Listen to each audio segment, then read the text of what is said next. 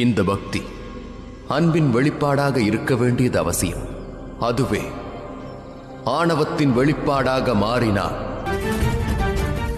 இத்தனை நடந்தும் கூட நான் ஒன்றையே வேண்டுகிறேன். உன்னுடைய இதயத்தில் இருக்கும் என்னுடைய பரம பக்தன் என்றும் அது போலவே. தர்மம் வாழ்வு, ஆசை மற்றும் மோட்சத்தை பற்றியது. பக்தனானவன் தர்மத்தின் வழி நின்று ஆசைகளை துறந்து முழு மனதுடன். என்னை தனியே விட்டு செல்லாதீர்கள் மகாதேவா, என்னை விட்டு சென்று விடாதீர்கள் மகாதேவா, என்னை விட்டு விலகி சென்று விடாதீர்கள் கொண்டு தவறான பாதையில் நீ செல்ல முற்பட்டாய். ஆதலால் தான் இம்மாதிரியான விளைவை நீ சந்திக்க நேர்ந்தது. நான் இப்பொழுது உங்களுக்கு சாபம் விடுகிறேன். எதிர்காலத்தில் ஒரு விலங்கான ஒரு வானரமே தங்களின் அழிவிற்கான காரணமாகிவிடும்.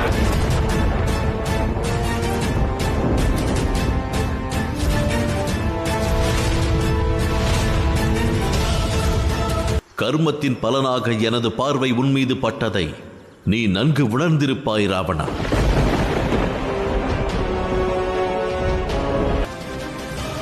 உனது பேராசையின் விளைவாக நேர்ந்த செயல் இது ராவணா.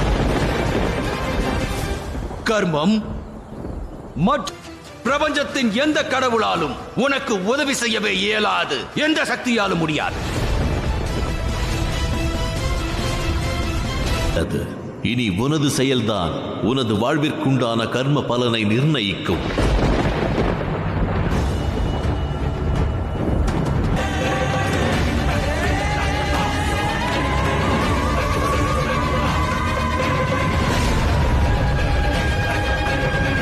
தாங்கள் என்னுடைய பக்தியை ஏற்றுக்கொள்ளவில்லை என்றால் இன்று முதல் ஏன் இந்த நொடியிலிருந்து நான் எனக்கு ஒரு ஆசை இருந்தது. நான் வணங்கும் மகாதேவரை பிரபஞ்சத்தின் உச்சிக்கு அழைத்து செல்வதுதான் அது.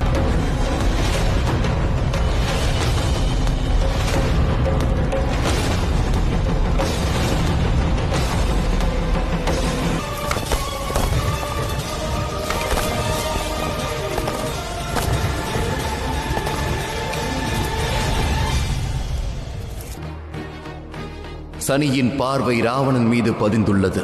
இதனால் அவனுடைய கர்ம பலன் அவனுக்கு விரைவில் கிடைக்கும். கர்ம பலனுக்கான தண்டனையை ராவணன் அனுபவிக்கும். சனி, மகாதேவர் கைலாயத்திற்கு வந்து விட்டார். அதனால் அனைத்தும் நலம்தான்.